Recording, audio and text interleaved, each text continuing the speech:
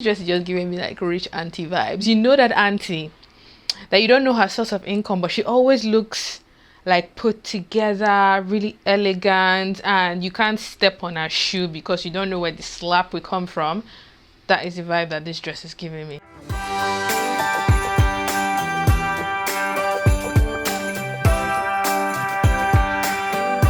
Welcome back to the channel. This week in this video I'm going to be showing you how I made this gray bodycon draped alternate sexy elegant dress I have on here. There's so many names to describe this dress. So I'm going to be showing you how I made the tutorial for this dress, and I went ahead to cut and sew the dress in this video. So this is the only video you need to watch to sort of get the gist of how you can make the dress yourself by following this tutorial. If you'd like to see how I made this dress, make sure to keep on watching. Give this video a thumbs up if you enjoyed it, and make sure to join the KDVAS fam if you haven't already. Turn on the notification bell as well so you know every single week when I have new videos on the channel. So without further ado, let's jump straight into this video, shall we? The dress design I'm going for is something that has an halter neck around the neckline, midi length, bodycon, and has a one shoulder ruffle detail, as you can see here. You'll need the following measurements as shared on the screen. I highly recommend you work with yours or that of your client for the best outcome. I have a separate video showing how to take these measurements if you don't know how they work. So I'm going to go ahead and start off with making the patterns for the dress. I'm starting off with the front here, and the first thing I'm marking is the vertical distance from the shoulder to the bust, and along that point mark a quarter of your bust line -1. Well, minusing 1 because I'm going to be working with a stretch fabric. So I'm just going in here to square that line across like so I have my bust line in place. Next up, I'm going to be marking the vertical distance from my bust to my waist, and then mark a quarter of my waistline along this horizontal line that I'm drawing on here. So remember to take out 1 inch from that dimension if you'll be using a stretchy fabric like I am in this tutorial. Next up, I'm going to mark the vertical distance from my waist to my hip. Mine is roughly 10 inches, and then square that point across, and then along that line I'm going to mark a quarter of my hip measurement -1 inch. That negative ease is what would allow the fabric stretch out on my body when I have the dress on. So the next thing I'm going to be doing is to mark the full dress length. I'm in love with midi dresses at the moment. They are just so great because you can wear them with both heels and flat. And I'm going for a dress length of 43 inches and marking that hemline across like so. And then I have decided on a dress hem width of roughly 33 inches, and that divided by 4 gives me a quarter, which I'm marking along the dress hem line. So feel free to use your own dimension for the best outcome so it suits you lovely. Next up, I'm connecting the points together along the side so it gives me my side seam that would help me create my back pattern for the dress. For the sake of clarity, remember to go back into your pattern and actually write what line is what. So if you were to hand this pattern over to someone else to sew for you, they would know what the different dimensions were. After that, I'm going in to mark 3 inches above my bust line and then square that point across like so, because that's going to become my upper chest line. I divided my upper chest measurement by 2 and I'm marking it across that point like so. And I'm just going to write that this is actually my upper chest point. So after this, I'm going next to mark 6.5 inches above my bust line, and that is going to help me create the neckline of this dress. I'm just going in here to draw in a curved shape that is going to become my front neckline, and my front neckline width is about 5 inches. So once I have an idea of that point there, I'm going to connect it to my side seam, cutting across my chest because it's an halter neck dress, so you want it to curve in towards your neckline. So once you're happy with the neckline of the dress, you can go ahead and add your seam allowance. I like to work with 1 centimeter. You can work with 1/2 inch or 1 inch, whatever you are comfortable with. And once you're happy with your plan for your front, you can go ahead and cut out your front dress pattern. I always like to add a grain line because when I am cutting, I know what direction I'm placing my pattern, and this pattern we're going to be cutting on a fold, so we have one piece for the front of the dress. So we have our front dress pattern all done. I'm going to be using this to create my back dress pattern. It's essentially the same along the side, the hem, and part of the center back, but the differences are I went ahead to shape in the waistline of the dress by about 1/2 inch inwards, and that is going to help the dress to be nice and smooth on that back. I'm just shaping it across like so, connecting it back to my center back edge, and I want a really nice deep back neckline, so I'm dropping my back neckline by 10 inches from my front and then connect it back to the side. You can go deeper, you can go shallower, just create what you are comfortable with. So once I'm done drawing in the neckline, the center back, I'm just essentially tracing off the same side seam that the front has. And because we've already added our seam allowance on our front pattern, you don't need to think about that when you've added it across the side and the hem. Don't forget to add a seam allowance on the center back because of the shaping that we did on that top center back edge. So after that, I went ahead to add my grain line annotations. I would need to cut 2 pieces for the back of the dress, and I'm just going in here to cut out my back dress pattern, so I know I'm done with like the main dress pattern pieces.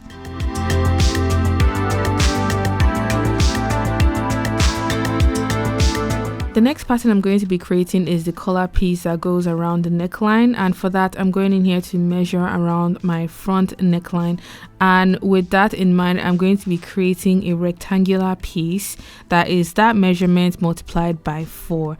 It is multiplied by 4 because it has to wrap around your neck and then overlap across the back where your buttons are going to sit. So I've marked that dimension across like so, and it is 4 inches wide because I want to be able to fold the piece in half and have a folded edge along the top of the collar. So I'm just going in here to draw in the sides, any other point I need to add the middle points on both sides as well. Any annotations I need to keep in mind. I essentially just need to cut one piece of this for the collar of the dress. Once I'm done with the pattern, I'm going to go ahead and cut out the pattern piece itself, and this is what it should look like. The last pattern piece you need to create is the ruffle detail, and for that I'm going ahead to measure that front arm curve and take note of that measurement. And you can do this in 2 ways. You can either drape this directly on your mannequin or do it in the method that I did in this tutorial. For this one, I have gone ahead to fold a piece of paper twice, so I have 2 folded edges to create a circle pattern piece that I'm going to be shaping to create that shoulder ruffle detail.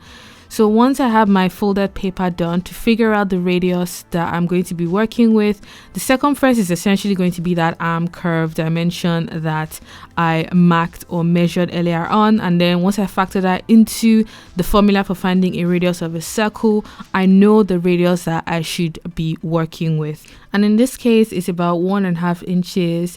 And remember to add a seam allowance on top of that, mark it across the bottom folded edge like so, the side where you have the 2 folded points, and then connect those points together so you have the inner curve of your circular piece.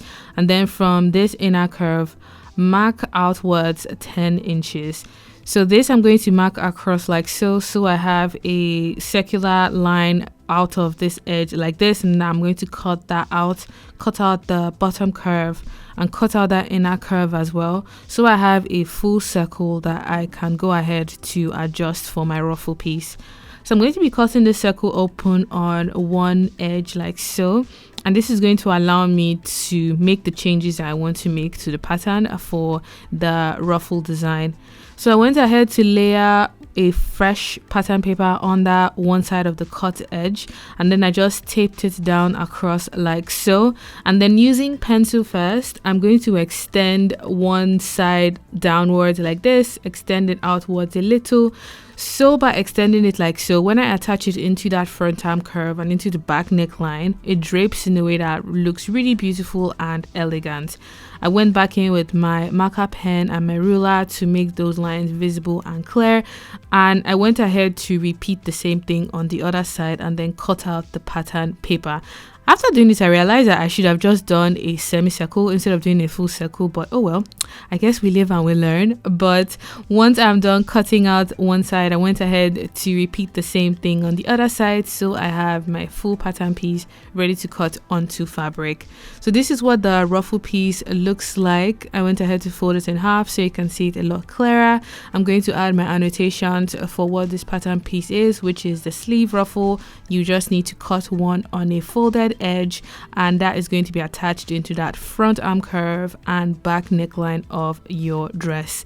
With that pattern piece done, those are all of the pattern pieces you need to make for your dress design. Once you're satisfied with all of them, we can go ahead and cut out the dress. So as I mentioned earlier on, I'm going to be working with a fabric that has stretch, and I opted for a scuba fabric that has some body and is on the thicker side, so I wouldn't need to line this dress. I went for a gray, sort of stone gray color that has lots and lots of stretch, so I know I don't need to add any zips or any buttons anywhere. I worked with 2.5 meters to cut out all of the pieces I needed for the dress. So if you were to recreate the same style, you know how many meters of fabric that you need to get. So I'm just going in here to cut out my back dress piece. I went to cut out my front, my ruffle, as well as a collar piece for the dress. So these are all of the pieces that I cut out. Just remember to mark which side of your fabric is the front and the back, because with scuba it gets really confusing because both sides look really similar. So you can just easily mark that with a chalk so you are just reminded when it's time to sew. So we have all of our pieces here ready to join together to create our dress design. The first one we're going to be joining is the side seams and the center back seam of the dress. I have put right sides together, and I'm going to be joining the front panel to the back panels, and that is going to create a nice neckline for me to attach the collar and any other detail that the dress has. So I went ahead first to overlock because I thought I could just overlock and get away, but I went back in again to stitch even more just to ensure that the seams is nice and secured. After joining all of my side seams, I'm going in here to fold and stitch my dress hemline using a zigzag stitch. And after that, I highly recommend trying on the dress to pin off any excess that you would have along your front arm curve. I find that doing this on the body on the mannequin just gives the best outcome rather than putting it on a pattern first.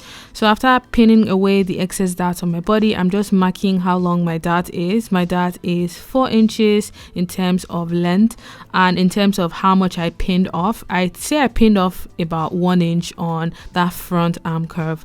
So I'm just going to take this to my machine and stitch that sort of bust dart on the sides. Make sure they are symmetrical on the left and on the right hand side because it is on the front of the dress and it will definitely show.